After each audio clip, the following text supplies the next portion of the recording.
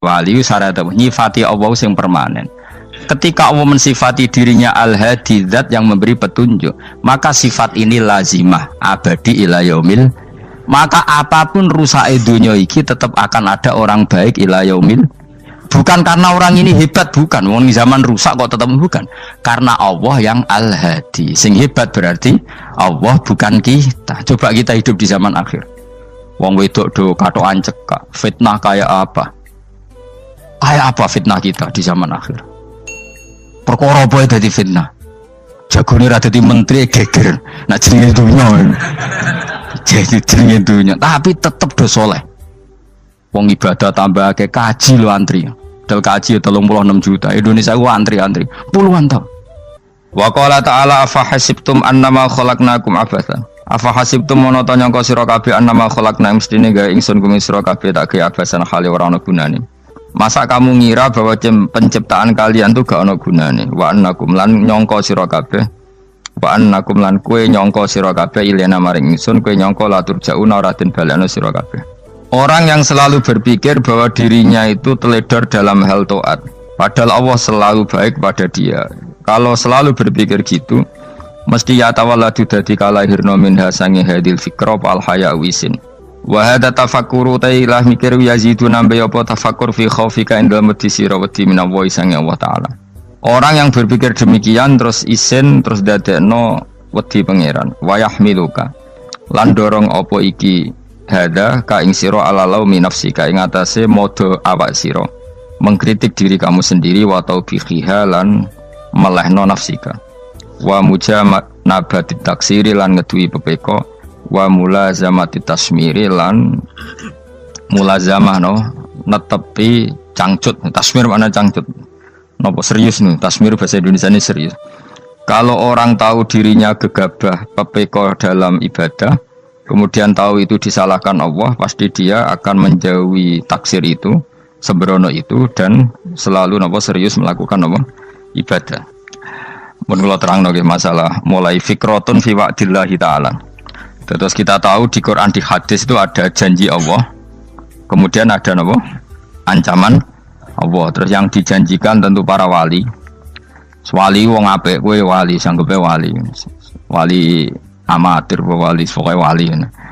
Terus perilaku sing ora disenengi Allah. Kalau beri contoh sing aman, maksudnya aman itu ada di beberapa kitab. Misalnya Fathul Mu'in. Fathul Mu'in itu kitab yang dipakai semua pesantren, kitab fikih. Itu kalau ngeritik kamu kalau mau sholat iku kudu ana melayune. Lane kula nu sering gawe syariat teng santri kula, pokoke nek jamaah mbuh pira kadare iku ana melayune. Guling-gilingan nak kowe iku serius. Kan yo ora lucu misalnya kowe dipanggil kiaimu terus mlaku sewantai kan koyo wong ora peduli no. Nah, dawe Mu'in itu sederhana oleh contoh. Karena Allah itu mengkritik orang munafik yang kalau berangkat ke sholat tuh malas-malesan. Artinya fal kasal iku min sifatil munafikin. Malas-malesan adalah sifatnya orang munafik. Jadi kena ape sholat terus sampai angop terus rokoknya tindak nose sewantes. Nah itu rontok ya. Rontok PKI rontok munafik raro. Wah rontok. Mergo sifat itu sifatnya yang nopo munafik. Wa idza qamu ila sholati qamu kusala. Kalau mereka berangkat ke sholat itu secara malas-malesan. Nah kebalikannya orang baik itu wasari'u ila maghfirati mirabbikum. Kalau ada sesuatu yang potensi menjadikan maghfiratnya Allah itu kesusu cepet-cepetan. Ngan rata-rata kiai nak melaku iku banter. Guling-gilingan nak menuju barang apik iku ketok serius. Nah kiai kok mlakune lon-lon kemungkinan nek ra di dhuwit ya ketuan. Ora pati iso ngaji jare sing anteng-anteng kuwi ana makonane, paham no? Sekali-kali nek ngaji pas marung ana tat ngaji mlayu nganti nabrak-nabrak wong. Iku insyaallah luwih keren apa? Tapi yo ngawur nganti nabrak-nabrak.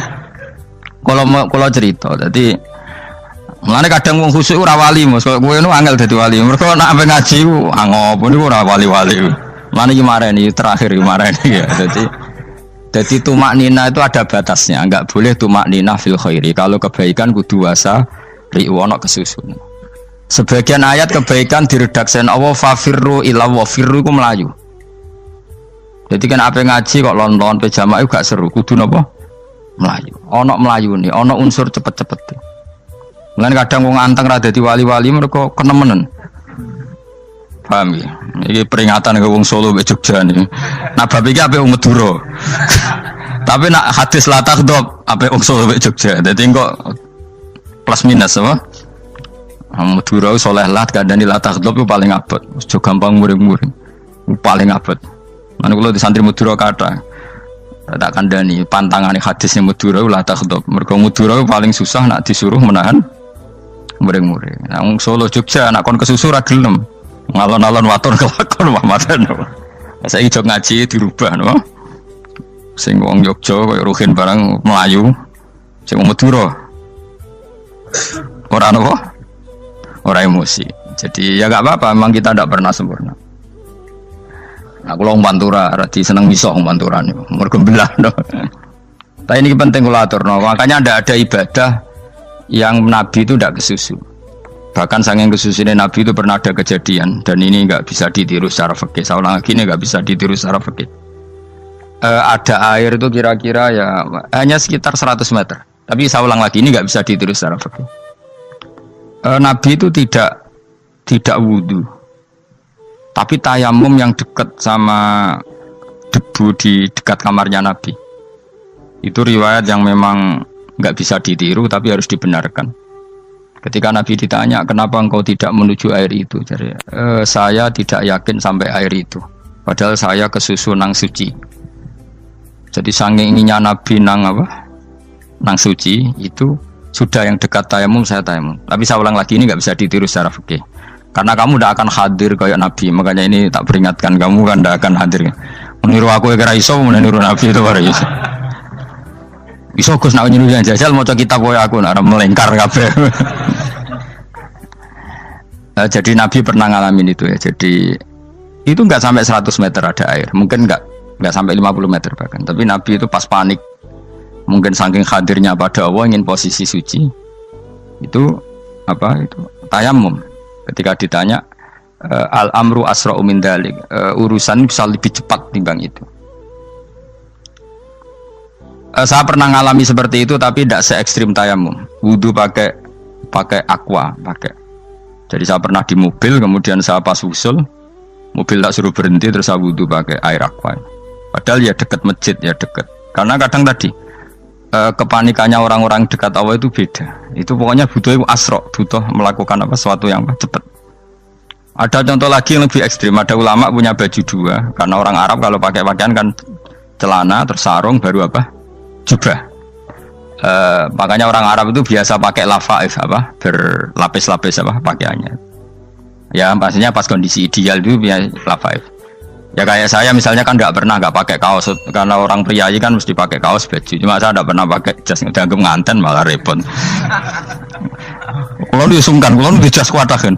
Gara-gara dianggap kiai roto-roto nak ngaji kan aku jas. Karena jaluk kan nggung kiai.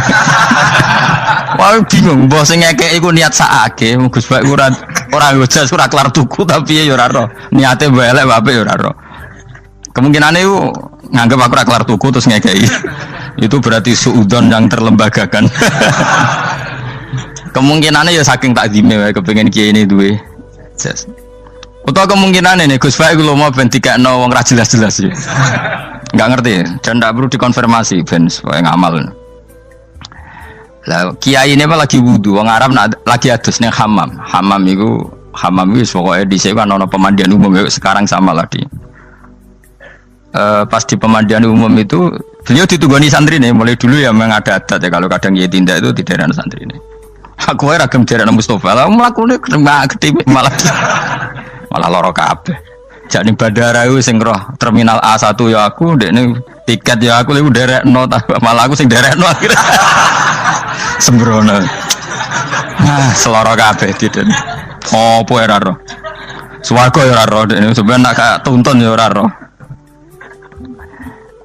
Singkat cerita si kiai tadi dengar fulan saya minta baju karena yang miskin ini di dalam kamar mandi itu mestinya ya udah.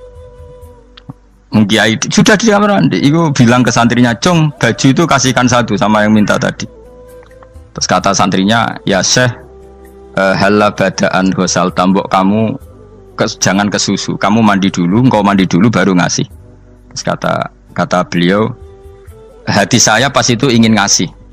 Setelah mandi saya selesai, mungkin hati saya sudah rubah, tidak ingin apa? Ngasih.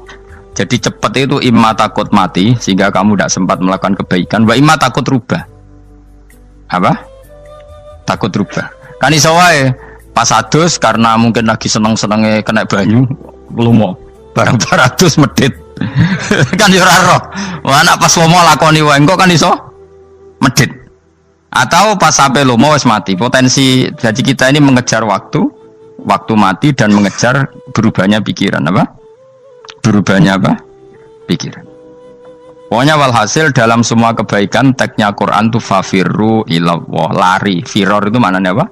Lari. Nah, itu yang saya minta lah. Jadi apa tradisi tertentu. Tapi memang tradisi tumak nina itu bagus. Saya hormat sama orang Jogja, Solo, Magelang tuh hormat. Tradisi tumak nina itu bagus. Tapi kadang kenemen. Karena ada momen di mana kita harus ke susu. Misalnya kebakaran kan ke susu. Kalau takut kebakaran sehingga kita harus ke susu, apalagi ini kebakaran rokok, spring, itu lari. Ya, jadi ini kita harus fair. Makanya guling-gilingan. Saya tuh kalau manggil santri kok kurang lari itu tak marahin. Bukan karena saya ingin bikin syariat. Kalau mau jamaah gitu, sa'i samu kudu melakukan itu beda. Makanya sa'i itu kan maknanya melaku kecil. Itu hebatnya Islam. Tawaf itu kan yang 3 kali pertama itu disuruh romal itu lari-lari apa? Kecil. Sa'i juga sama. Itu guling-gilingan kita ndak boleh sowan pangeran dingin-dingin saja. Emang kalau loh. Cara pangeran terus ana wong tawaf mlaku mbek angop terus santai. Iku bangune apa ibadah? Kangen aku ta ora kok saenake dhewe. Nek melayu kan seru. Apa? Senajan tau ketemu pangeran Gusti paringi sugih wis ngono lah pokoke. Ya ora kurang ajar melayu ke susu jebule njaluk ya apa? Oke. Ya eling-eling ya. Jadi ini kula suwun lah. Tapi ora 100 gebut mlaku 120 iku ngawur nek iku. Pokoknya ana kesusune lah, entah berapa kadarnya itu ana. Mergo istilah pangeran apa wasari'u bergegas lah. Ya apa? Makanya Nabi dulu pinternya gitu. Ada Bani Sulaim, Bani Ifar itu punya adat tumak nina. Itu sama Nabi dipuji. Adat kamu bagus tumak nina, tapi dikurangi tumak ninahnya kalau dalam kebaikan harus ke susu. Ada daerah yang temperamental. Dikandani Nabi la taghdab. Ya sama seperti di kita kan. Orang Madura di bab musyaroah ilal khairat mungkin bagus, tapi di la taghdab kurang. Orang Solo, Jogja di tumak ninah bagus, tapi di musyaroah kurang. Jadi makanya ini barokahnya ngaji ya dirubah sidik-sidik. Maksudnya yang plus minusnya itu dirubah. Karena saya belum pernah menemukan tag orang baik itu diredaksikan tenang, tapi semuanya redaksinya apa? Wasari'u itu apa? Bergegaslah, fafirru, larilah. Jadi fafirru ilallah, maka larilah. Firu itu lari apa berjalan? Lari. Supaya maksudnya lari itu tidak harus lari kayak pembalap itu enggak. Pokoknya ada unsur kesusune gitu. Ada unsur bergegas.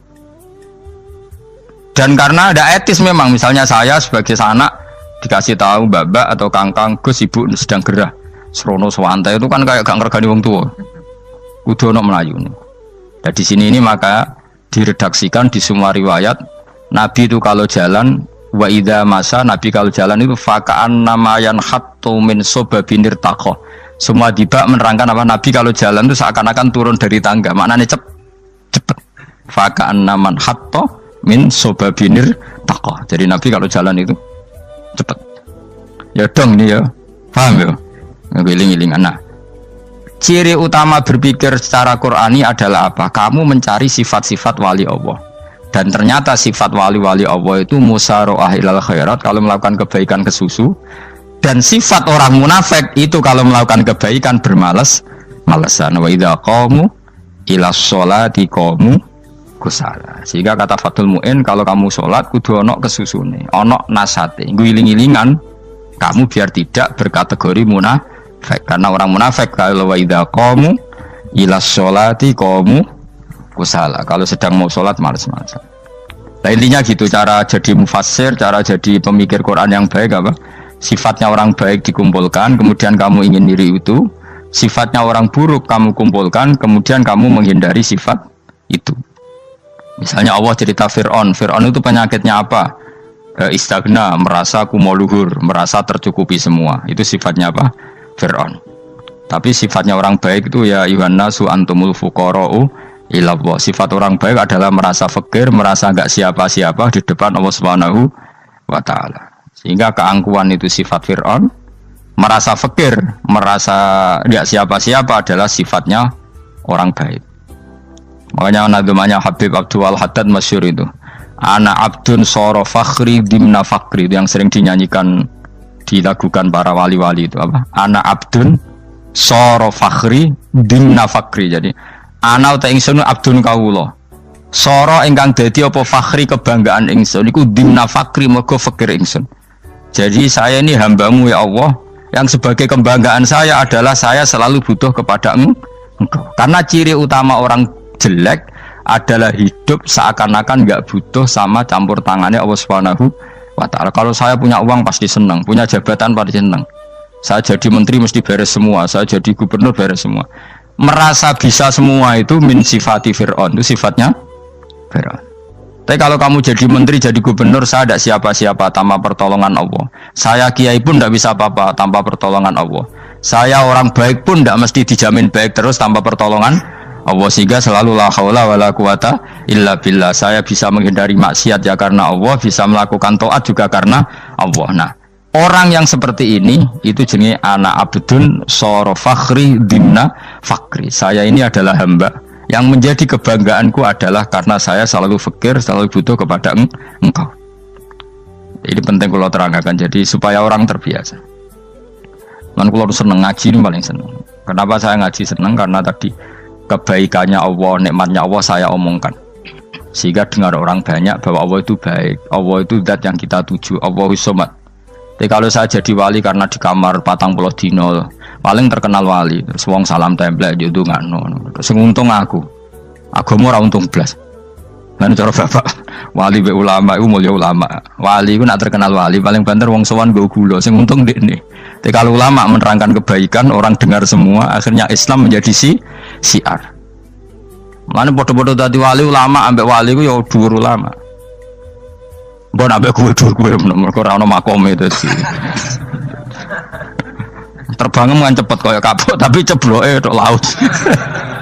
Wong nek ora di makom iku kayak kapuk. Terbangnya cepet tapi gak tahu jatuhnya di mana. Dieling-eling ya, dados kula suwun sanget. Selama ini adat kita buruk. Nak nyongko anteng apik juga anteng fil khairat. Ketika kebaikan pun respon kita anteng, tidak boleh. Dalam kebaikan harus musaroah, harus apa? Musaroah. Musaroah itu kesusu. Nah itu makanya filosofinya apa? Kalau tawaf pertama juga kon cepet. Sa'i namanya ya sa'i. Sa'i maknanya apa? Lari-lari kecil. Jadi kalau bahasa Arab itu masya yamsi masyan itu jalan biasa. Kalau sa'a yas'a sa'yan itu jalan agak lari. Makanya darani sa'i.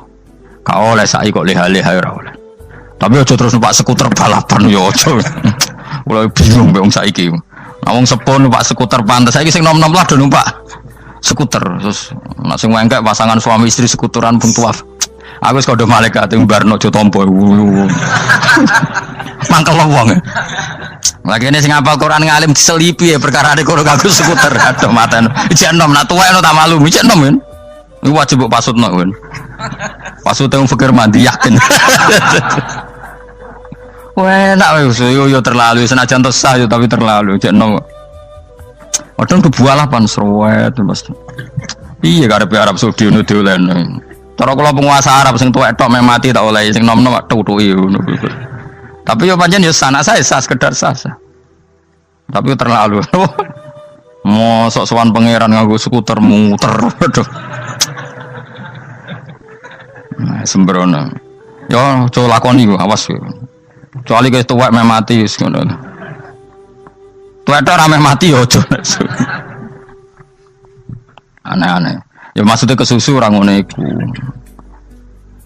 Tok budi wae. Wa minha anta tafakkar nggih. Eleng-eleng nggih wae-wae nggih napa sifatnya orang baik yang di Quran itu kita pelajari lalu kita tiru. Misalnya sifatnya orang baik termasuk apa itu ala inna auliya Allahi la khaufun alaihim wa lahum Tidak pernah punya rasa takut, rasa gelisah itu harus kita tiru. Karena kalau kita punya rasa gelisah itu biasanya lama-lama gak ridho, bek kodok, kodar. Itu kudu ceria. Lu kalau ini sebagai manusia sering susah, tapi saya paksa, susah itu saya hilangkan. Karena kalau saya rasakan susah terus, lama-lama saya agak ridho, bek kodok, kodar. Makanya saya paksa, seneng tak paksa. Sesuai kulino. Nanti kalau saat ini rasa susah. Di murid kira jelas sudah rasa susah. Sangking apa? Nah kiai kan susah. Aku di murid wakai, gus tua kita air serat jelas. Goblok cara aku kiai ngono. Ora usah ngono. Zaman akhir ono wong ngaji go kitab wis hebat. Ono ngrungokno ngaji wis hebat. Ono ora paham tekone majelis wis hebat. Lah nek paham teko kan wajar, kira paham kok teko kan luar biasa. Nak ono penikmat ngaji paham biasa. Ini enggak paham kok teko. Wae guyu iso. Guyu hebat. Nah ono menteri dilantik guyu wajar. Lu ora menteri rapo kok guyu. Iku kemungkinane loro, saking waline saking gedenge wis moro. Pokoke seneng ibadah. Mergo sifate wali iku la khaufun alaihim walam, ndak ada rasa takut, ndak ada rasa susah. Lho kula sebagai manusia kadang ya khawatir. So anakku nasib piye, putuku nasib piye. Tapi aku anggereling saya ada ya karena Allah. Dan saya punya rezeki karena Allah. Orang lain di sana banyak orang kaya, padahal gak anakku. Berarti yang menciptakan kaya itu tidak saya. Buktinya orang lain yang gak anak kita kaya banyak, sukses banyak. Kenapa kita menjadi seakan-akan pelaku sejarah? Kadang orang kan berpikir, ya akhirnya orang mesti masalah buat kamu. Pas minta itu karena tomak kamu, hagun nafsi kamu, serakah kamu, tapi nggak tahu diri, pantas taura dengan permintaan. Kalau gue misalnya dungo jadi wali, iso Allah tersinggung, bocor atau tirakat atau jalur jadi wali. Tapi gak dungo ya Allah tersinggung, kira tahu dungo. Jadi orang kalau tidak wali itu sudah keliru terus. Jadi gue di sepuro, tapi tak kira itu ada. Ya jajal gitu, wali kok sabtu kok dirjilan. Kira-kira Allah tersinggung ngopo nyembatin? Kira-kira tersinggung. Tapi misalnya kita tahu dungo kepengen kau Imam Syafi'i, Allah tersinggung. Bocah ora di idola. Terus ikut.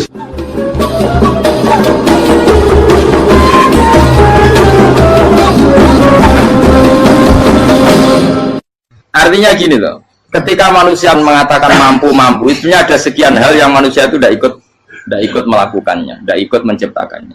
Misalnya kue nyupir, supirana enak, punya pengalaman, tidak kecelakaan karena apa? Nyupir kue enak, mobilku normal. Mobilmu normal lah, atau wabrak mobil yang mabuk gak apa. Nah di sini ini manusia dituntut, diingatkan terus, kamu itu butuh Allah, rahmat Allah itu yang melindungi kamu, bukan keahlian kamu, bukan kecakapan, karena tanpa itu semua tidak bisa, semuanya Allah. Ya, tapi manusia tadi gara-gara misalnya tadi mobilnya normal, dia punya keahlian nyupir, terus mengklaim kalau keselamatan dia itu karena hati-hatinya dia, karena mobilnya normal. Padahal ada sekian catatan yang menjadikan dia selamat dan semuanya itu kudrahnya Allah Subhanahu wa Ta'ala. Misalnya gak ditabrak wong mabuk, gak ono gempa, gak ono bumi merekah. Misalnya kita pintar nyupir lah terus bumi memangat terus kita templung nggak apa-apa. Kemudian daerah-daerah kayak ya rasa tak sebut nomor orang. Kira tahu muka siapa yo, bener mari tak sebut nomor yang ngeri. Intinya Indonesia ora aman, tapi kita tenang aja satunya ora aman kabeh, ora sing aman. Ora usah kuatir likuifaksi, ora usah kuatir meteor jatuh, kabeh ya potensi, no? Potensi semua. Sehingga ini sedikit saya ijazahkan. Suatu saat kata Rasulullah, saya ya Mu'ad melihat kamu hanya sejengkal di depan para ulama ketika nanti di akhirat. Terus Mu'ad tanya, Rasulullah tanya, kenapa kamu hanya satu jengkal dengan derajatnya para ulama ketika sowan Allah? Jawabnya Mu'ad, kamu punya amal apa? Jawabnya Mu'ad, ya Rasulullah, saya tidak pernah melangkahkan satu kaki, kecuali saya tidak pernah yakin apa bisa melangkahkan kaki yang satunya. Dan saya tidak pernah mengunyah satu makanan, kecuali saya juga tidak pernah yakin apa bisa menelannya. Dan saya tidak pernah bernafas satu nafas, kecuali saya tidak yakin apa bisa nafas berikutnya. Saking dia tergantung ta'aluk semuanya sama kudrahnya Allah Subhanahu wa Ta'ala. Kalau kita ini kan sok. Kalau makanan sudah di depannya kayak pasti bisa makan. Kalau dia sudah sehat, jalan seakan-akan pasti bisa meneruskan. Padahal 0, sekian detik gue melaku dihantam mobil ya selesai. Misalnya stroke ya selesai, tidak bisa jalan. Sehingga para wali-walinya Allah itu orang yang filah dotin min lahadotagi, setiap kedipan dia, setiap perilaku dia itu hanya ta'aluk ambil Allah Subhanahu wa ta'ala. Itu yang disebut ya ayyuhan nasu antumul fuqara'u ila. Nah, kemudian resiko makom ini, ya semua makom tak ada resikonya. Resiko makom ini itu biasanya dia lupa doa. Kenapa lupa doa? Karena doa itu terdefinisikan. Tak wari ilmu hakik harus rumah serah paham lah, tak ulang no. Ya resiko ilmu saya ingatkannya. Ilmu itu kan ada dua. Ada ilmu yang karena didefinisikan, dan itu akhirnya menjadi masalah. Sebenarnya ilmu itu tidak perlu definisi. Kedua, ilmu yang kita rasakan. Misalnya gini, kalau sama saya tanya, kamu pernah nggak minta jadi punya uang banyak? Nggak tanya, pernah nggak minta? Terus artinya minta itu apa? Terus kita mendefinisikan, menengadahkan tangan, bilang ya Allah, saya minta uang banyak, saya minta ingin beli mobil. Itu namanya apa? Tidak jauh saja. Doa kan? Itu kesalahan kita. Kesalahan kita mendefinisikan doa itu, misalnya menengadahkan tangan dan memohon dan menyebutkan permohonannya itu terus disebut doa. Nah, tapi kalau menurut Allah, sistem tubuh kamu yang menghendaki punya mobil, sistem tubuh kamu yang ingin punya uang banyak, reaksi tubuh kamu yang terhinakan karena ditagih orang atau butuh uang, ini menurut Allah ya sudah kamu itu peminta-minta. Saya ulang lagi ya. Sehingga menurut Allah kamu minta tidak minta ya tetap berstatus peminta, pengemis. Nah, orang-orang yang sudah usul, meskipun itu kondisional ya, tidak selalu. Itu ya dia pikirannya menengadahkan tangan apa enggak ya sama saja tubuhnya merasa minta. Sehingga dia tidak perlu mengekspresikan minta.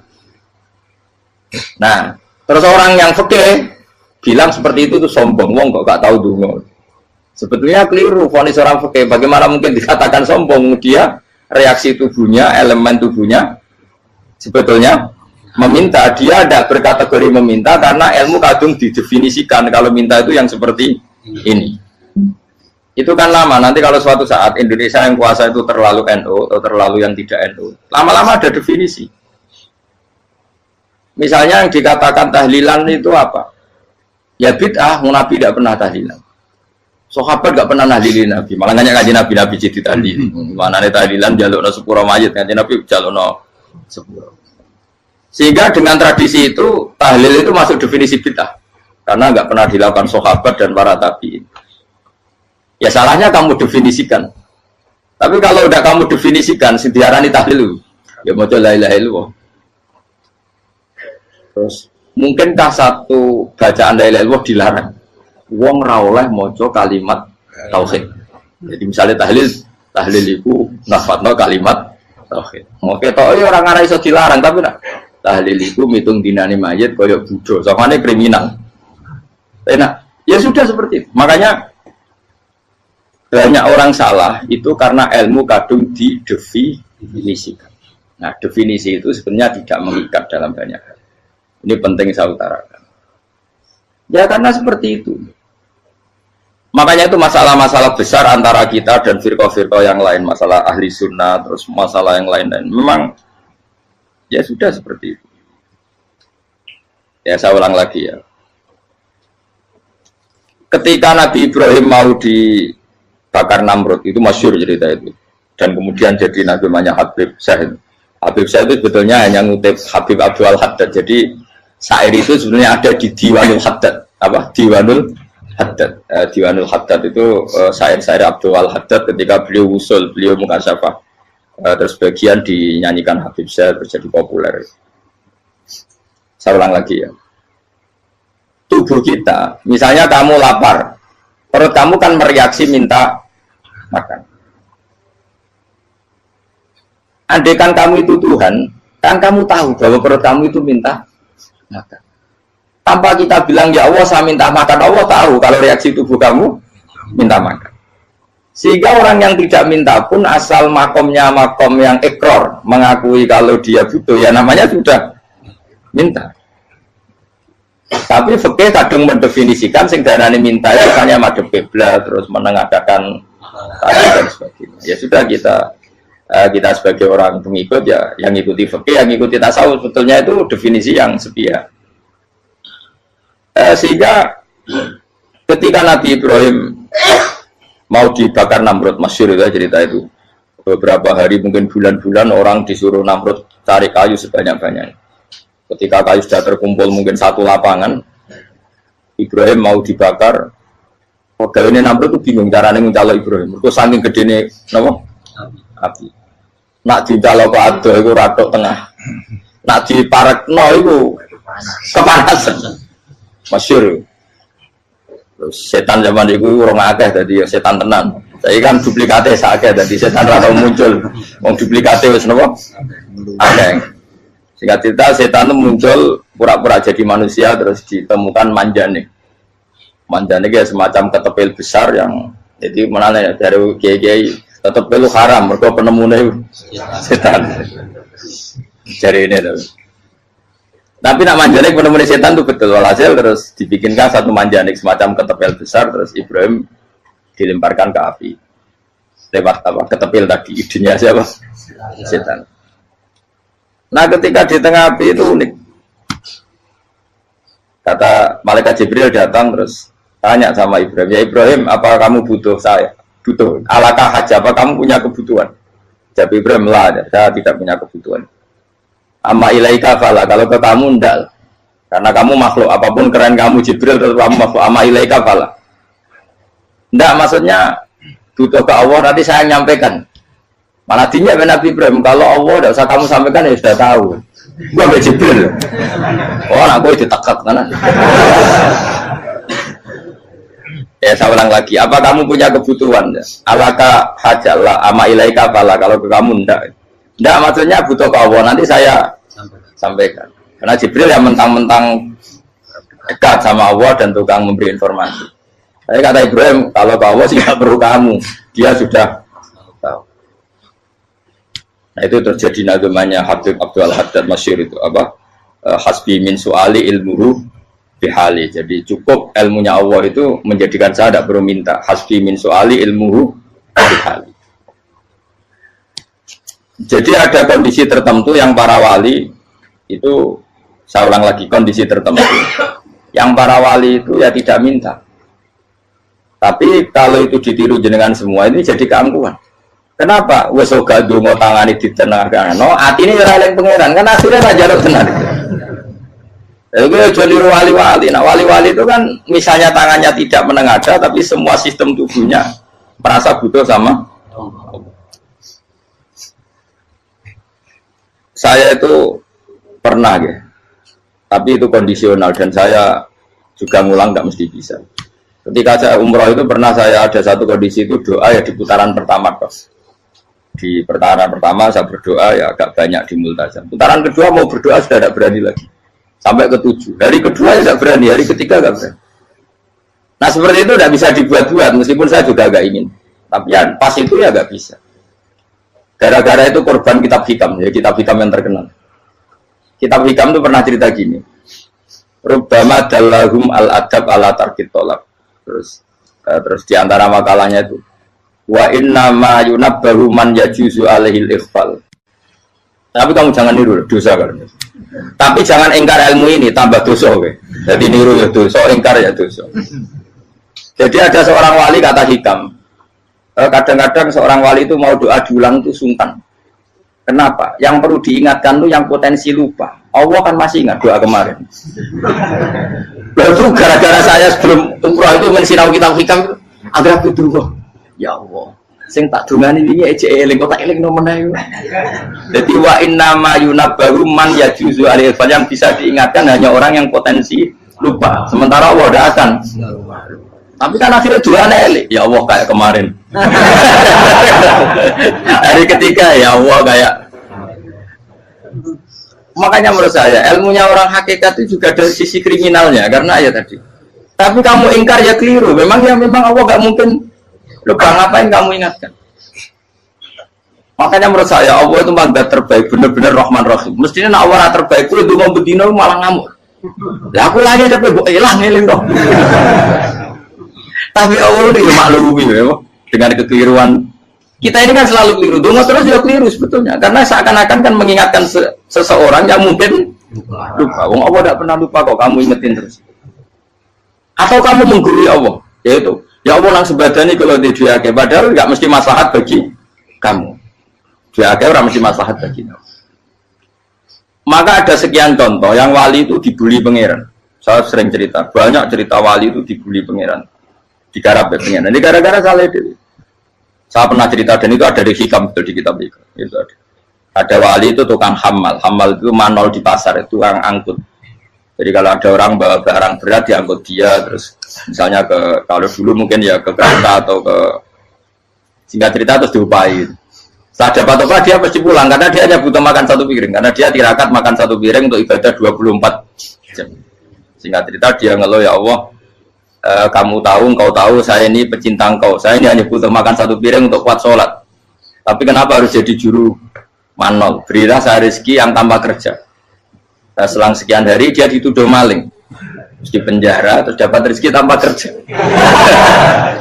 Dia terjawab kenapa jadinya gini kan kamu minta rezeki tanpa kerja. Ya itu penjara itu rezeki tanpa kerja kan. Jadi Allah memperlakukan para walinya itu memang unik. Ya kadang dibully. Sehingga dalam cerita-cerita kenabian kata qadiyat itu nggak ada orang yang sering dibully Allah kayak nabinya. Karena nabi itu orang yang dicintai Allah. Jika salah sedikit saja itu toro pangeran, toro kampus itu digarap, pokoknya dibontor, salah sedikit. Misalnya begini, Nabi Yakub itu kan nabi, dia mungkin yang jauh gak tersadar nyembelih apa itu anak sapi itu di depan indukannya. Ya beliau mungkin spontan saja, Pak. Kalau kamu yang melakukan pasti tidak ada hukumannya karena Allah tidak pasti peduli sama kamu, sudah lah.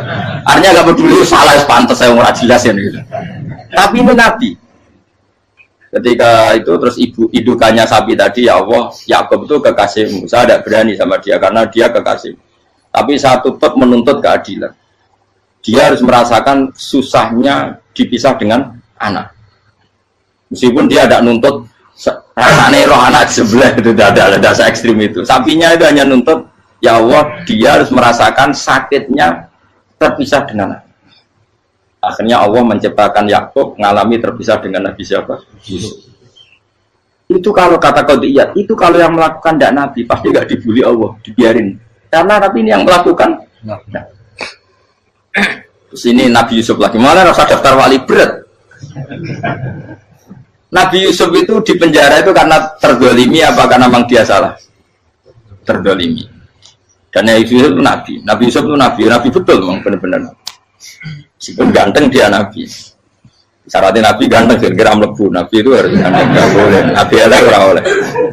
Karena Allah isin di kekasih keriting elek. Allah ya di selera. Kabeh Nabi mesti yang paling ganteng di kaumnya, yang paling nasab. Nggak boleh Nabi kok pesek, keriting, tidak boleh. Tapi kalau sudah jadi orang soleh boleh kan. Tapi kalau Nabi tidak boleh. Nabi Yusuf bukan. Masyhur kan cerita Nabi Yusuf dengan siapa? Zulaikha. Dan belum ada orang dalam keadaan darurat masih cerdas kayak perempuan. Jadi singkat cerita, ketika Yusuf diajak Zulaikha selingkuh gak mau kan keluar dari kamar. Delalah kebetulan wa alfaya sayyidah Rajal. Itu si Zulaikha tadi spontan langsung bilang, wahai suamiku, apa hukuman orang yang ingin menodai keluargamu? Itu wong wedok. Padahal dia agak terencana, dia pun nggak bayangkan kepergok suaminya. Itu dalam keadaan kepergok itu masih cerdas. Suamiku, apa hukuman orang yang mau menyelingkuhi keluarga Anda? Singkat cerita suaminya murka, terus Yusuf di penjara, terdolimi. Ketika di penjara, kemudian Yusuf punya keahlian mentakwil apa? Mimpi. Kan tadi suaminya Zulaikha itu tidak sampai raja, ya kira-kira PM atau menteri. Raja itu punya mimpi yang bisa nakwil itu hanya Yusuf. Singkat cerita, terus utusan raja datang ke Yusuf dan takwilan Yusuf terbukti benar. Tapi Yusuf ini seorang nabi, saya ulang lagi, Yusuf seorang nabi, dia tapi ya manusia. Bilang gini ke utusannya, coba bilangkan ke raja kamu, di penjara ini ada orang yang di penjara secara terzalimi, yaitu saya. Tolong laporkan ke majikan. Itu Allah tersinggungnya itu bukan main. Nabi kok lapor makhluk. Itu tersinggung. Nah, aku kan gak piye. Kowe ngajakno proposal ya ora piye-piye. Wis pokoke Allah kowe wis ra piye-piye wis. Wong sampean swargane ya ora langsung wae ngono pokoke kira-kira kan sudah enggak perlu ditegur. Makanya fa'an sahu syaitanu dzikra rabbi fala bisa fisijni bid'asi. Maka Allah mentakdirkan utusan raja tadi itu lupa melaporkan peristiwa Yusuf ke raja tadi, sehingga raja nggak pernah dengar kalau ada orang di penjara karena Allah tersinggung. Wong kowe ku nabi kok lapore ambek penguasa. Ngono tok iku wis Allah tersinggung.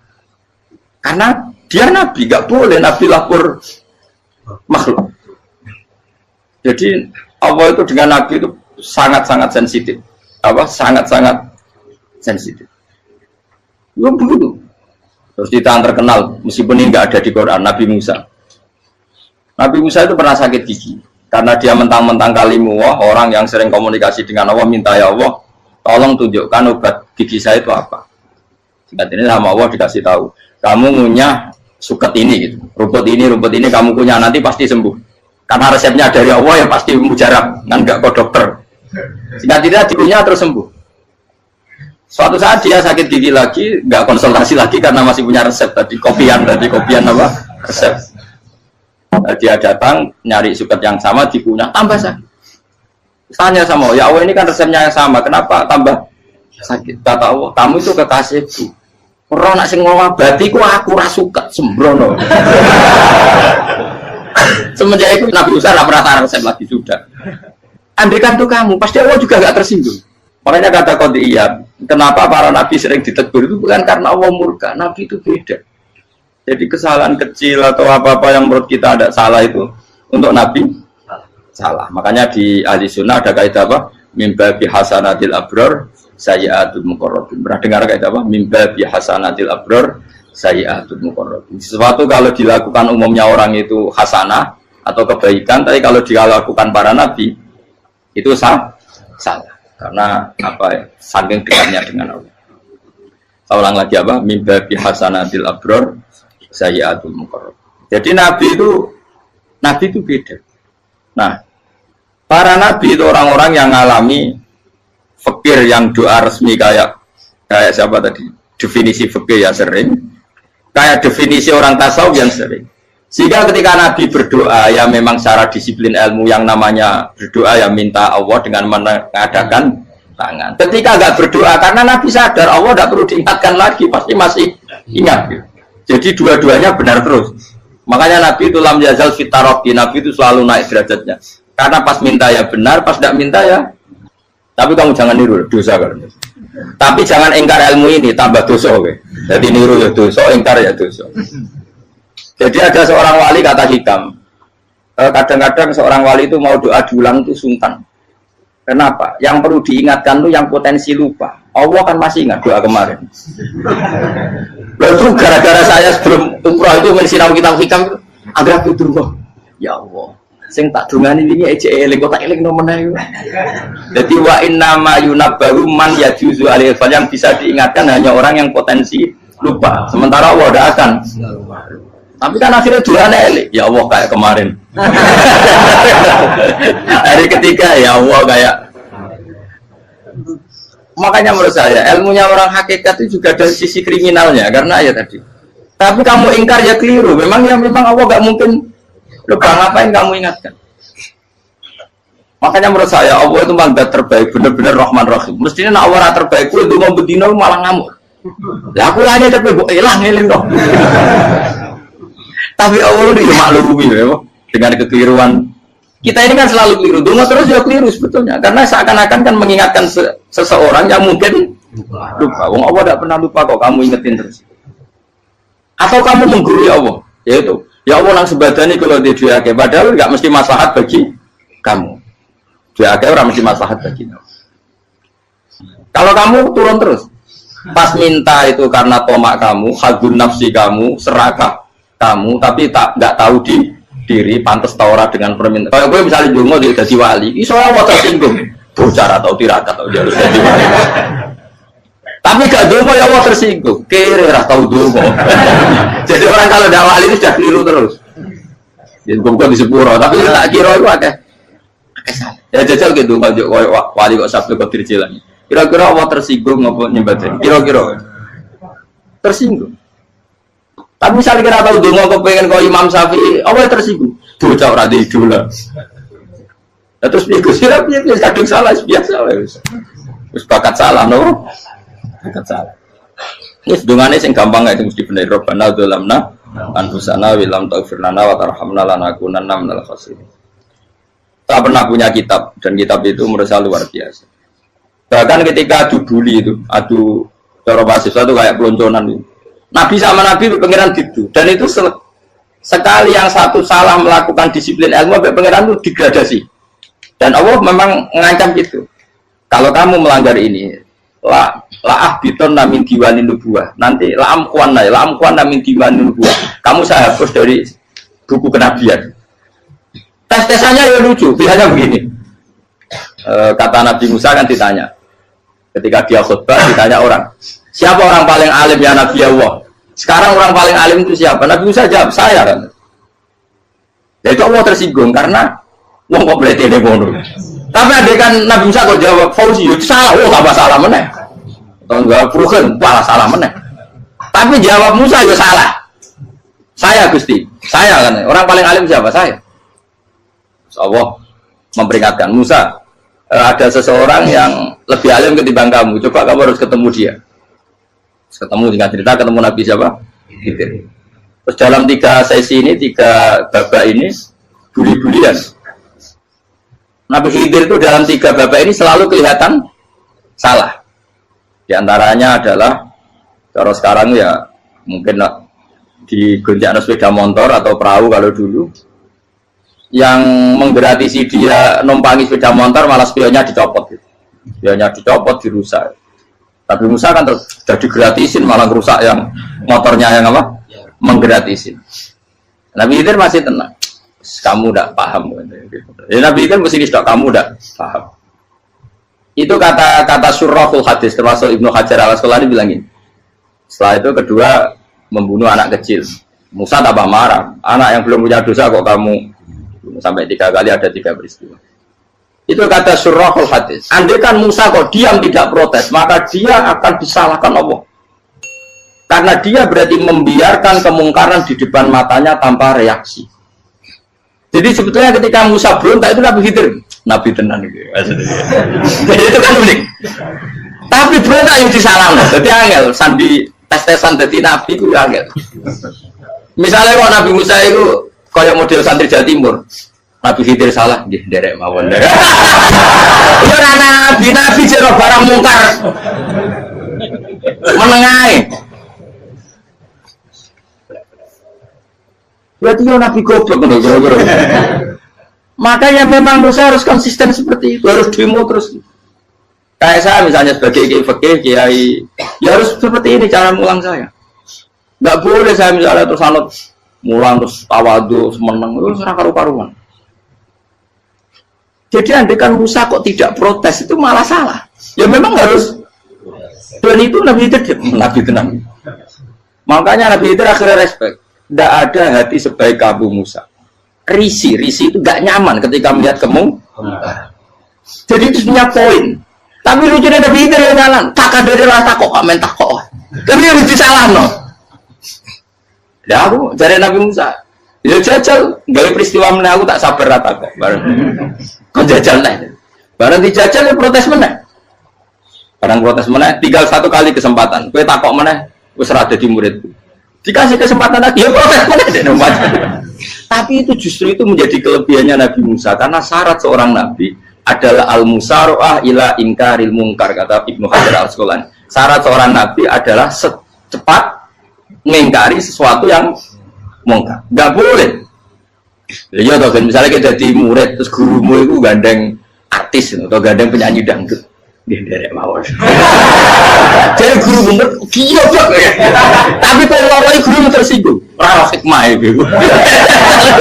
Kan bingung loh. Di guru itu enggak bingung loh.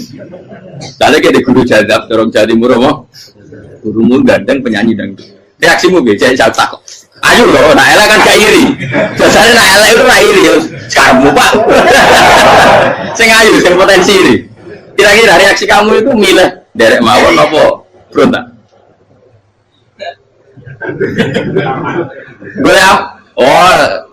Nak gurumu wong alim, mesti nak pas meneng muridku giyoblok tidak sensitif. Roh barang mungkar dilakukan di depannya kok tidak reaksi, tidak protes, gebet tenang. Tapi lucunya guru mau nak protes ya, gak luwe akhlak gitu. Guru lagi senengnya kok awal. Nah Nabi itu kan buli-bulian. Jadi Nabi Khidir dengan Nabi Musa itu tepat-tepat. Karena dua orang ini sama-sama kekasih Allah. Itu Nabi Musa justru barokahnya itu dia tidak pernah kelasmennya di bawah Nabi Khidir. Semua ulama sepakat kelasmennya Musa tetap di atas Nabi Khidir. Sehingga yang berlakunya tetap ilmunya Nabi Musa, bahwa membunuh anak kecil tidak boleh, merusak perahu milik orang lain tidak boleh. Karena Allah tetap lebih respect dengan ilmunya Nabi Musa. Nabi Khidir tetap ilmunya nggak dipakai, meskipun dia disebut hakikat. Karena ilmunya Nabi Khidir ngani ngoyo, wong ape mutus kok ngenteni nginceng loh mahfud, lah sing iso iku sapa? Barang ra mungkin kok. Makanya Nabi Khidir terakhir menutup kalimatnya wa ma fa'altuhu an amri. Dari kata ilmu lam tasdi alaihi sob. Aku dhewe nglakoni iki ya ora roh, wis ditakdir nglakoni ngene. Dadi Nabi Khidir ya ora paham. Jadi wa ma fa'altu an amri itu akhir kira-kira artinya saya sendiri tidak melakukan ini karena inspirasi saya sendiri atau keputusan saya sendiri. Tahu-tahu saya ditakdir melakukan. Karena pas itu Nabi Khidir disetting semuanya dengan ilmu hakikat, yaitu bayi tadi memang kutiba kafiron, kutiba kenapa kafiron, memang dia nanti kalau umur nganti tua ditakdir mati kafir, daripada mati kafir nanti ya sudah mati sekarang. Tapi nggak mungkin kan ada syariat daripada soben beling mata ini kecil orang syariat tetap ikut Nabi Musa. Makanya kata Ibnu Hajar Al-Asqalani itu uniknya Allah sama para wali-walinya. Wali itu kelirullah, itu tetap disenangi pengen. Terus pengenan nabi-nabi ini juga kecil-kecil kan, juga pada nak wong. Terus keempat kan. Tadi kan saya punya contoh 3, ini contoh keempat, ini terakhir. Akhirnya kok ilmu merah cukup, tetap malah bingung nggak. Nabi itu minggat, itu boleh dah. Tanpa pamit, minggat itu pergi nggak pamit, itu boleh dah. Tidak boleh. Rasulullah meskipun kayak apa disakiti di Mekah itu tidak pernah minggat, tidak pernah hijrah. Saya ulang lagi, karena butuh izin. Tapi Allah pernah punya kekasih, yaitu Nabi Yunus. Nabi siapa? Yunus. Itu Quran meredaksikan ya abako. Abako itu terjemahnya apa? Minggat. Kalau pergi itu gak ada. Tapi ini Allah meredaksikan itu abako. Abako itu ya minggat. Nabi Yunus itu dakwah di daerah Nainua. Ya. Nainua itu ya Babylon sana. Kampungnya namanya Nainua. Ya daerah Babylon. Babylon itu kalau di geografis modern ikut Irak. Ikut mana? Irak. Jadi Kufa, Basra, Babylon. Terus siapa itu yang ngalahkan pasukan Yahudi dulu itu Buktanasor, Hebukat, Nazir itu ikut mana? Babylon, apa? Babylon. Bama unsila alal malaka ini di Babila Harutama. Makanya kalau ulama-ulama melihat Irak kacau sampai sekarang itu tidak kaget. Irak itu ardun mal'unah kalau di kitab-kitab. Bumi yang memang sudah terlaknati mulai dulu. Sehingga ketika ada kasus Saddam Hussein sekarang itu ulama tidak kaget. Zaman Rasulullah Sugeng itu Irak itu termasuk sudah bumi yang guna keazalah, jadi di sana pasti banyak fitnah. Fitnah pertama yang dicatat sejarah adalah Mautul Husain, apa? Kabudutnya Said siapa? Husain di Karbala. Era Imam Syafi'i adalah zaman mifnah, ulama dibantai karena dipaksa mengatakan Quran apa? Makhluk. Terus konflik-konflik sampai era Saddam Hussein terus era sekarang jadi. Nah kita ini ulama sebenarnya tahu tarikh itu. Tapi di era modern kan dianalisis karena campur tangan ini itu ya sudah lah. Sebab goblok pun daripada ngebantah-bantah malah rakam. Sebab goblok, sebab pinter. Sekarang kan analisisnya kan, wah ini ada campur tangan pihak ketiga diciptakan nih saunu ini. Ya kalau intelijen harus ngomong seperti itu. Kalau kita seperti ulama memang dari dulu dicap Nabi hunalika az-zalazil wal fitan. Saya teruskan. Nabi Yunus itu dakwai kaumnya itu lama sekali dan tidak iman. Nah semua nabi kalau kaumnya tidak iman itu diberi hak Allah ngancam akan adanya azab apa? Ngancam akan adanya azab. Nabi Yunus ngomong gitu terus. nanti kalau kamu udah iman, lu pasti kena azab. Anggap saja dia ngancam gitu sudah berbulan-bulan. Singkat cerita, azab baru tinggal 3 hari lagi. Ayo nang iman, tinggal 3 hari lagi. Ya kira-kira dia ngomong misalnya Ahad, tadi Ahad, Senin, Selasa, atau kamu milih Selasa ya Rabu, Kamis. Singkat cerita Ahad itu dia gak kuat. Wah, semane kurang telung dino kaumku tetap ora iman. Mangkel asem, minggat deh. Minggat ya jadi kalau minggat kan nggak punya tujuan, so asal pergi jauh saja. Ada perahu, sekenanya dia naik saja. Namanya minggat nih. Kalau bawa bekal terencana, bawa visa, paspor kan plesir namanya. Jadi minggat itu ya enggak, ya sekenanya nggak persiapan. Singkat cerita sampai ikut perahu nelayan tadi, terus zaman itu ya ada mitos kalau ada gelombang yang nggak wajar pasti ada orang minggat. Terus ditanya siapa yang minggat, Nabi Yunus kan orangnya jujur saya katanya. Ya sudah yang minggat terus dicemplung mau. Ya, terus ada yang agak baik, ya jangan gitulah. Ini kan kita semua butuh selamat. Judi dulu. Terus judi satu lagi ketemu Yunus. Coba mungkin salah udahnya judi lagi ketemu sampai 3 kali ketemu Yunus. Makanya fasahama fakana minal mudhadis suci dia kalah kemudian tenggelam. Fal taqamahul khutu wa huwa mulim. Terus dia diuntal ditelan oleh ikan nun. Di situ ikan nun digambarkan saking besarnya itu. Dan ini uniknya Allah sama kekasihnya. Sudah Allah menyalahkan tapi unik. Ikan ini kan itu sama Allah dikasih instruksi. Kamu nggak boleh makan dia. Dia kekasih saya. Terus ketika di tengah di perut apa? Ikan dia kegelapan. Terus Nabi Yunus cita-citanya satu, ya Allah. Kalau saya sumpah diri saya tidak bisa baca tasbih. Akhirnya sama Allah disulap perut ikan itu jadi masjid. Ya dia di dalam perut ikannya santai saja tetap wiridan. Santai. Karena ada fi dzulumati alla ilaha illa antas fanak ini kuntum nazal. Ya dia santai aja wiridan karena perut ikan bagi dia adalah masjid. Ya dia disalahkan Allah karena abako tadi minggat hijrah tanpa pamit. Tapi juga dibila-bilain Allah ikan tadi tidak boleh nelan. Ini perlakuan Allah sama orang yang bikin. Tapi karena dia Nabi uniknya apa? Dino Ahad itu kaumnya udah nginceng ngomong Nabi Yunus. Rame-rame nginceng. Lucunya cara nginceng gini. Nak Yunus neng omah berarti bodoh. Ngomong orang ada kok dia tengok. Bukan dinceng Nabi Yunus itu gak ada. Oh tenang orang ada. Mulai ngomong rawani neng omah. Itu uniknya pangeran. Jadi ngomong dia orang minggat dia salah. Ngomong dia orang minggat berarti kaumnya. Jadi orang ada kaumnya gempa bumi likuid faksi kok dia neng. Oh, karena ono tenan rak melaju, nyata nih gak melaju. Jadi bahwa didesain minggat. Tapi Nabi kan disalah, Nabi jora pamit. Makanya masyhur saya itu punya kitab karangannya Habib Alim Alama, babanya Habib Anis, Habib Ali bin Husain yang ngarang apa? Ali bin Muhammad bin Husain karang yang disebut Duror itu. Itu diantara doanya gini. Tapi jangan tiru loh, biar awali. Aku rawani niru. Cuma saya hafal secara ilmu, tapi saya tidak berani. Waj'al sayyiati man ahbabta. Ya Allah, jadikan kesalahan saya itu kesalahan orang yang kau cintai. Terus pokoknya salah lagi jadi pengiran kadung seneng, salah lagi sampai wae wong seneng. Waj'al sayyiati man ahbab. Terus kayak gue lah dimanja wong tuamu, anak paling disayang. Salah wae lucu. Kowe cah cilik. Kowe seneng cah cilik. Salah wae becano gelas ya lucu, tiba ya lucu. Tibane cah tuwek-tuwek. Bro, jelalatan mulane tiba. Nah itu barang kau menginceng omahe Nabi Yunus gak ono wong. Wah, berarti adab mau turun betul. Andai kan adab tidak jadi turun, pasti Nabi Yunus berani di tenang. Wes. Barang mulai malam Kamis, adab itu sudah kelihatan. Ada puting beliung, ada apa sudah jelas pasti ada azab. Kaum yang lapangan tobat finish secara bal-balan menit-menit apa terakhir. Wes apa benar ditompo berarti wes gak sida tak azab wong kowe tobat. Singkat cerita Nabi Yunus dari ketiga atau apa dia selamat pakai versi yang umum saja.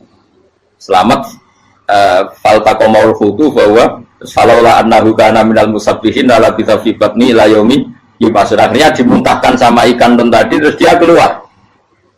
Barang keluar tanya-tanya kabar gimana kabar kampung Nenua baik-baik saja. Kabar awalnya mulai karena dia tahu kalau orang bohong itu dihukum mati. Padahal dia bohong katanya Kemis itu ada azab ternyata kampungnya baik-baik. Padahal baik-baiknya karena mereka Jadi masyarakatnya nyari dia karena mau iman. Si nabinya gak berani pulang karena nanti dihukum mati. Itu pangeran nabi kekasih itu dia. Pangeran ya bully gitu. Oh itu beda-bedaan. Mau kekasih ya pangeran. Aku yang hati itu atau diadab. Jadi pangeran kekasih itu gitu. Orang koyo. Akhirnya pangeran selama mulai. Wah nak mulai aku disiksa. Perkara nih kalau pembohong itu dihukum mati. Masyarakat yang boleh tenan, mereka malam kemis itu ada azab tenan. Waktu sudah tobat, disebut falau laka naskoryatun amanat fanafa'aha imanuha illa kauma Yunus lamma amanu kasyafna anhum adzabal khizyi fil hayatid dunya. Gak ada kampung yang saya adab kecuali kasih tak adab, kecuali kaum Nabi Yunus. Aku semuanya ngadab loh, pas menit terakhir kita adab tobat, akhirnya situ aja pengiran. Iku kaum Nabi Yunus. Iku yo barokah minggate Nabi Yunus. Lah iku nabi. Wong keliru kok barokah iku nabi. Umpama Nabi Yunus ora minggat, kaume berpikir Yunus bohong. Wong ape ana azab kok tengok-tengok. Ning ngomong. Tapi pas minggat tenan yo disalahno pangeran, minggat kok gak. Hikmat. Amalane kira usah protes. Wali iku beda, kekasih pangeran.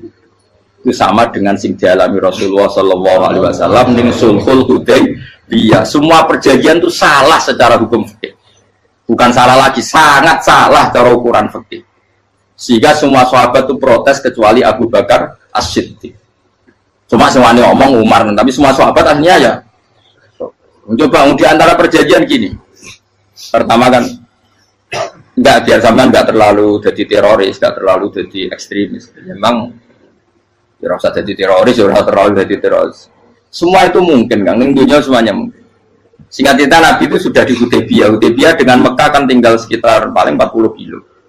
Saya pernah itikaf di masjid yang pernah dipakai Hudaybiyah. Kan sekarang jadi mikot ya, termasuk mikot umroh di Mekah kan apa? Hudaybiyah kan mikot di yang terkenal kan apa? Jirona, Tanim, Hudaybiyah. Itu perjanjiannya tuh gini. Perwakilan dari Quraisy namanya Suhail bin Amr, siapa? Suhail bin Amr. Perjanjiannya gini, Muhammad kamu tidak boleh masuk Mekah. Kamu boleh masuk Mekah itu tahun depan. Padahal Nabi sudah bilang kepada sahabatnya, ayo kita umroh. Dan diberi hak umroh. Tapi setelah sekitar 40 kilo masuk Mekah, dicegat sama orang kafir Quraisy. Lah, Nabi itu sakit tenan. Nabi kadung mentafsir, memberi berita gembira, saya mimpi kalian masuk tanah haram aminina mukhalikin, aman semua, semuanya bercukur gundul atau mencetak rambut. Pokoknya terus kata sahabat senang sekali karena mimpi Rasulullah tidak pernah apa? Tidak pernah salah. Bareng di situ di antara perjanjiannya hadza ma kataba ali Muhammad Rasulullah.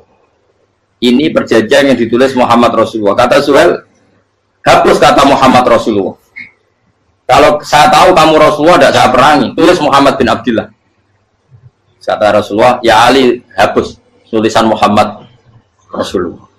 Kata Ali, tidak saya akan menghapus setelah Muhammad Rasulullah. Saya tapi unik.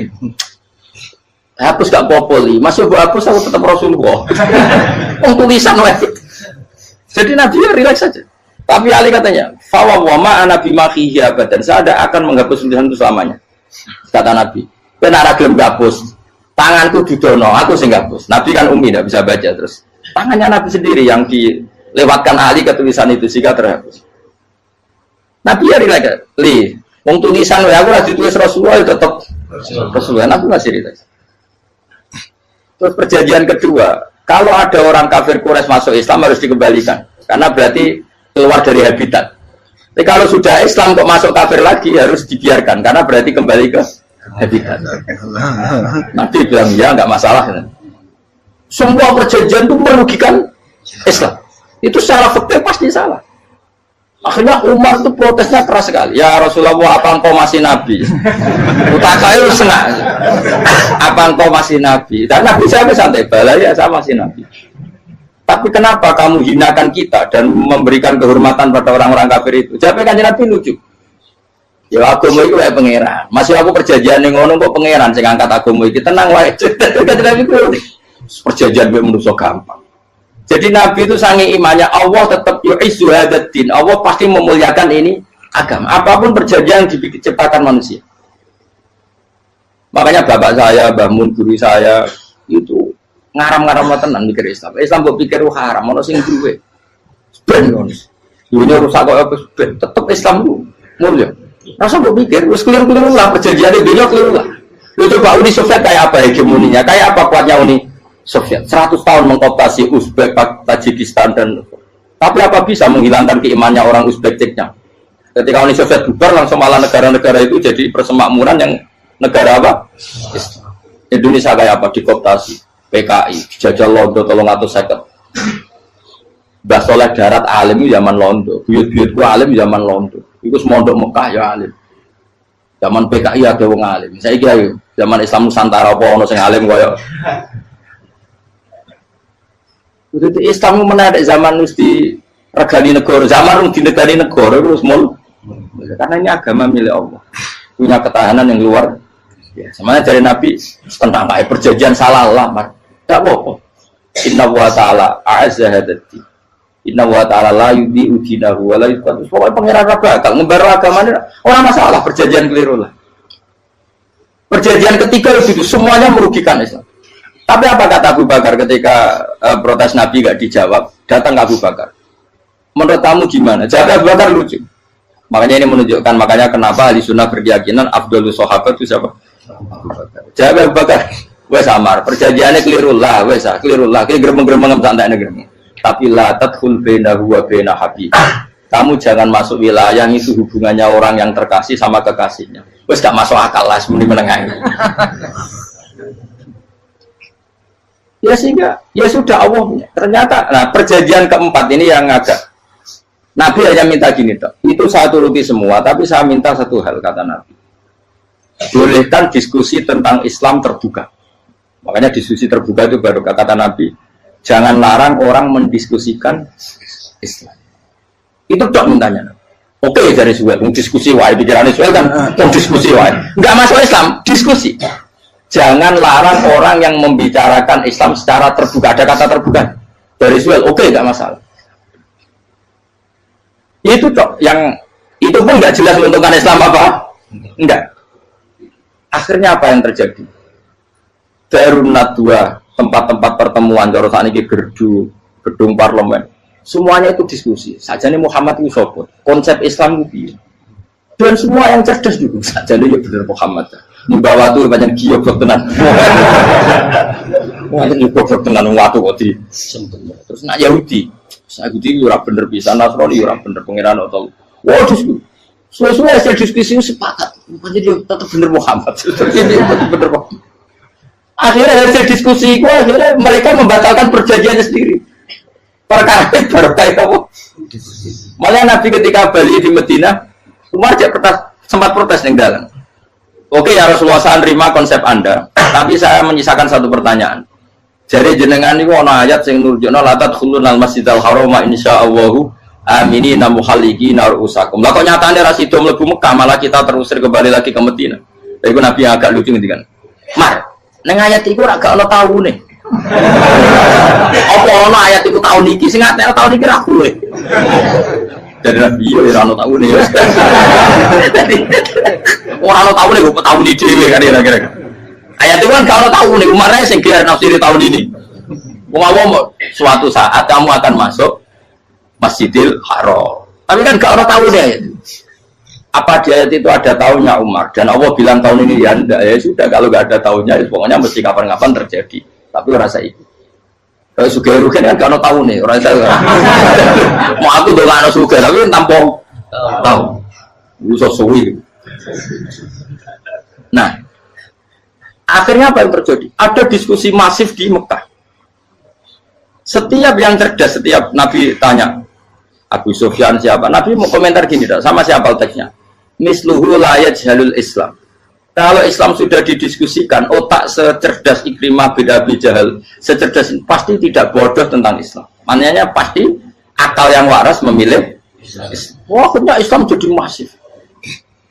Ya sudah karena Islam sudah masif, tokoh-tokohnya cenderung Islam, akhirnya perjanjian itu dibatalkan sendiri. Akhirnya waro'aitan nasa yadkhuluna fi dinillahi afwaja. Akhirnya mereka berbondong-bondong masuk. Itu artinya apa? Nabi udah perjanjian cara fikih keliru wae, cara fikih cara dzahir keliru wae, tetap barokah karena punya hubungan khusus dengan Allah Subhanahu wa taala. Makanya la tadkhul bainahu wa baina habib. Itu kan kayak ya sudah seperti di pangeran. Makanya Sayyid Ali itu Sohibu Sim tidur nak donga di antara doanya wa al sayyiati man ahbabta. Jadikan ya Allah kesalahan saya kesalahan orang yang engkau cinta. Karena ulama nyontono ngene, saiki Nabi Adam ambek iblis itu padha salah itu. Enggak jawab. Padha salah, iblis itu salah bodoni Nabi Adam salah. Dilarang mangan wit khuldi tetep mangan. Mau trimo rayuane sinten? Iblis. Tapi wong piye-piye pangeran ku seneng Nabi Adam. Sediluk diusir bar sumat tabahu rabbuhu fataba alaihi wa bar langsung Adam ora metu kok swarga diwarai. Damke kepengin tak sepuro nggih, tak warai dongane. Iblis tak diwarai. Mane kena donga, rombang. Dadi mane ya pokoke wong disenengi menangan. Lah kaya kudu donga iku, kowe ora bakat wali biasa wae iki cerita. Ya sudah seperti itu. Ya, tapi emang ya sudah seperti itu. Nabi Adam itu orang pati keusir tenan, itu fatawak ko Adam Robbi kalimatin fatawak. Jadi orang terlalu jauh dari surga. Kemana lagi pas pertama medun ke bumi, sampai Allah diwarai beberapa kalimat sehingga dadekno di sepuro. Kawat al sayyati man ahbabta. Ini penting kalau atur namanya. Wilayah-wilayah kenabian itu wilayah yang kita tidak pernah tahu detailnya, tapi kita yakin Nabi itu para kekasih Allah. Dan agama Islam itu juga agama paling diridhoi. Maka di zaman apapun, kecewa apapun dengan perjanjian dengan negara maupun dengan dunia, Islam tetap di rumah pangeran. Itu rasa kuat. Mikir Islam itu keliru. Nangit mayu oleh nak mikir keliru. Agama dia pangeran kok pikir. Saya masyhur.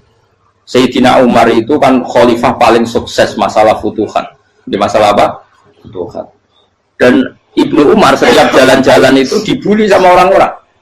Ya Ibnu Umar, boleh kamu itu minta sama bapak kamu supaya dia nyebut penggantinya siapa? Atau bikin suksesi lah. Jangan kok dia khalifah sukses kemudian tidak jelas juntrungannya. Kan dia tetap mati suatu saat. Saking nggak kuatnya Abdullah bin Umar, dia matur, ya Abah, engkau harus suksesi. Siapa ya pemimpin setelah jenengan? Lah kenapa? Orang-orang bilang kalau ada orang misalnya penggembala kambing terus ditinggal gelanggang itu dianggap dosa karena kambingnya pasti bocor. Apalagi ini urusan umat. Kamu tahu-tahu mati sebelum sesi ini pasti kacau. Umar langsung marah. Agama Islam juga sama dengan kambing kata Umar. Agama Islam agamanya pangeran, mesti diurusi pangeran. Aku mau khilafah. Aku mau sukses. Ben aku rasa mikir. Engko ora diurusi pangeran. Jadi Umar itu justru sangat hormatnya sama Islam itu dengan cara gak mau mikir Islam. Gak mikir berarti gak khidmah ya, tetap mengkhidmati Islam. Seperti saya ini kan yang khidmati Islam lewat mulan. Tapi orang tahu mikir nasib Islam. Islam orang kondang ditinggal Abu Bakar melaku, Umar melaku, Wali Songo mbek kowe rak mulya Wali Songo. Saiki jurus mudin yo mlaku, jurus KUA yo mlaku. Jurus mubalek sing kadang matre ku yo mlaku. Berapa kiai sing dadi oknum perkara proposal? Ya agama ya. Wong bapak udah kanca kiai mudin, anake mondok. Bareng saking suwene dadi mudin, zaman iku mudin urung untuk gaji kono negara. Anake yo dhuwit mending spontan. Cung ora ono mati kok dhuwit. Kok ora ono mati ra entuk rezeki. Cung kamu mati kok dhuwit. Mulai agama ya rapi juga. Mereka agama ini diurusi Allah. Ayo Nabi palsu pengkira wae mulai Musailamah sampai Musotek sampai Lia Eden kurang lagi mulai wali palsu Romo Doso Romo Sopo orang kafir ora masalah. Uni Soviet kayak apa mengkooptasi ceknya Uzbek akhirnya ya kalah Uni Soviet. Lagi ceknya Uzbek jadi negara Islam kayak apa Donald Trump Islamfobia tapi sekarang orang Amerika malah berbodong-bodong masuk nopo Islam kaya mbok pikir malah Islam konsepnya malah rusak mergo terus di metodologi harusnya penyebaran Islam itu begini harusnya mbah mungkira pangeran ngomongnya harusnya Islam kadang melaku ya lewat mudin Saya itu punya santri, ini kisah nyata. Itu lahirnya di Bali, itu bisa baca Fathul Mu'in. Lahirnya di Bali. Bahkan dia ketika SD itu tukang mimpin lagu Hindu. Lagu Bali itu Hindu. Karena dia ketua kelas, tapi Islam. Semua cuma. Jadi kayak gitu. Gara-gara jadi bapak itu bakal sate yang Bali. Ya bakal sate berhubung sukses, ponakane misalnya ini diajak orang Madura kan gitu. Artinya orang Madura. Setelah kampung itu menjadi kampung Muslim, lama-lama berkebutuhan punya masjid. Berhubung ke sana kiai ono masjid mosok ora di wong alim. Akhirnya anaknya di pondokno di Jawa. Pondokno di Jawa iso maca muin terus ngaji sama saya. Jadi saya nang Bali ku ono wong ora ya ono santri di Bali maca muin. Ning Jawa kadang wong ora iso maca muin. Jadi itu bakal sate muter. Kira kayak Islam di Indonesia gara-gara pedagang Gujarat, meskipun sejarah itu diperdebatkan ya gara-gara dagang, karena mereka Muslim ya akhirnya menyebarkan apa? Jadi semudah itu Allah. Termasuk konflik Ali bin Muawiyah itu barokahnya sama susahnya konflik itu masih banyak barokahnya. Sayyidina Ali sama Sayyidina Muawiyah, karena kita ahli sunnah ya tidak menyalahkan salah satu madzhab ahli sunnah. Itu barokahnya beliau konflik itu banyak sahabat yang migrasi, ada yang ke Cina, ada yang kemana-mana, termasuk yang diyakini para sejarawan ada yang ke Selat Malaka, termasuk akhirnya sampai ke Baros itu. Barokahnya orang nggak nyaman di Yaman itu di Syria sama di Irak. Jadi Allah ngendikan marojal bahro ini napa yal taqiyan, dua mata air itu dipertemukan, itu banyak muara sungai itu bermuara teng napa laut. Kados kali Kapuas, kali pundi-pundi ini sawangannya bermuara teng laut. Yaltakian di sawangannya ketemu. Tapi itu semua hanya firoil apa? Ini dalam pandangan. Kulo nate banyak ngaji tenggene kitab-kitab karangan Imam Rozi. Imam Rozi itu ulama tafsir besar ingkang menjelaskan posisi Quran sebagai wahyu yang berkarakter bahasa. Jadi Quran ini wahyu, dia mesti bener. Tapi piye wae Quran itu bahasa. Ini rumakan ya. Jadi Quran piye wae napa? Bahasa. Jadi mungkin sampean ben gak kaget. Mungkin sampean gak kaget wong imane sampean ikan mokong, ora wati paham lah iman apa? Mokong. Tapi kok anak putune sampean kok iso janggal mbek Quran. Nak generasine kula jenengan ra iso jawab, kok anak putune jenengan wis ra iman mbek Quran. Iman raturan, jadi gak diilmiah. Contohnya ngeten nggih. Ketika banyak ilmuwan itu bisa dari orang Islam piyambak, dari orang Barat, baik itu sekuler, orientalis, Kristen, Katolik, macam-macam. Ketika banyak ilmuwan itu penemuannya lebih diakui secara ilmiah ketimbang tulisan-tulisan agama, itu kan menimbulkan keguncangan. Ndadekno iman iku oleh. Misalnya ngeten sing terkenal. Mungkin jenengan sering pireng. Nabi nate dawuh bulan itu ning langit ketiga. Nah, srengenge ning langit keberapa? Kok terus terakhir langit terakhir itu sing digoni Jibril. Oke. Okay. Terus ketika wonten berita bahwa para NASA Amerika itu bisa naik bulan. Rata-rata kiai desa dulu gak percaya. Nabi Muhammad sing nabi nak munggah ning bulan tak pamit mbek Jibril ngono ae ra mesti dibukakno ae ngenteni diintegrasi saiki sapa Muhammad mbek sapa Jibril dibukakno. Itu satu contoh. Kula dhek dalu ngaji kalian santri-santri kula terangaken. Jadi masalah utama umat Islam itu antara lafat ngene lugat iku terus diimani nganggo karpe dhewe. Lha iku sing dadi masalah utama. Lugat ya bahasa itu diimani menurut karpe dhewe, orang menurut karpe ilmiah. Contohnya gampang kan. Sampean bayangno langit itu apa? Langit itu satu wilayah, satu area sing digoni malaikat, satu area yang tidak tersentuh. Kamane bayangno langit itu satu area yang tidak tersentuh. Sehingga ono kabar nak bulan ning langit ketiga kok trimo manusa tok bulan terus sampean ora percaya. Gue dianggap masuk wilayah sing wis wilayah Jibril. Padahal tidak begitu. Masalah istilah sama itu istilah lughat. Terus Imam Razi menjawab sama itu istilah lughat. Jadi sesuatu yang tidak bumi ini itu namanya sama. Sesuatu yang tidak bumi ini namanya sama. Sampean sing nate kaji sing numpak pesawat. Kulo nggih nate numpak pesawat sing jarak-jarak jauh. Sampean ndelok dhuwur nggih langit, ngisor nggih napa? Langit. Sampean nak buka teng pesawat king jendela. Delok ngisor ngeten nggih langit, delok dhuwur nggih napa? Langit. Sebab itu istilah langit itu hanya untuk menunjuk, istilah sama itu hanya menunjuk sesuatu yang tidak bumi. Terus Imam Razi mencontohkan Allah dawuh alam taro kaifa daraballahu masalan kalimatan kasajaratin apa thayyibatin asluha sabitun fil ardi wa far'uha apa fis sama nggih asluha sabitun apa fil ardi wa far'uha apa fis sama. Kalimat thayyibah iku kaya wit sing thayyibah. Ini ku wit kurma. Asluha sabitun fil ardi. Akare wit kurma menghunjam ning bumi. Wa far'uha fis sama. Cabang-cabange utawa dahane fis sama. Ya artinya kan sederhana loh nggih. Wit kurma ku dahane fis sama. Sama artinya mosok koyo bayangane sampean sesuatu yang bener-bener gak tersentuh. Wong dahane wit kurma fis sama. Jadi kasajaratin apa? Thayyibatin asluha sabitun fil ardi wa far'uha apa? Fis sama. Sama to mriku mosok artine lemu angin sing enggak terjangkau. Wong artine kaya wit kurma sing akare menghujam ning bumi wa far'uha apa?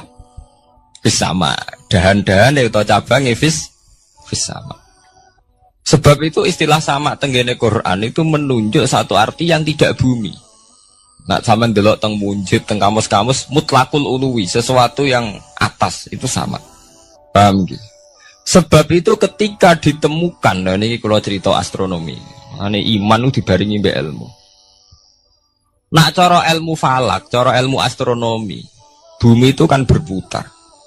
Ketika kita di atas, kita ngalami siang. Ketika kita di bawah, kita ngalami malam. Orang kok srengenge ambles ning bumi niku.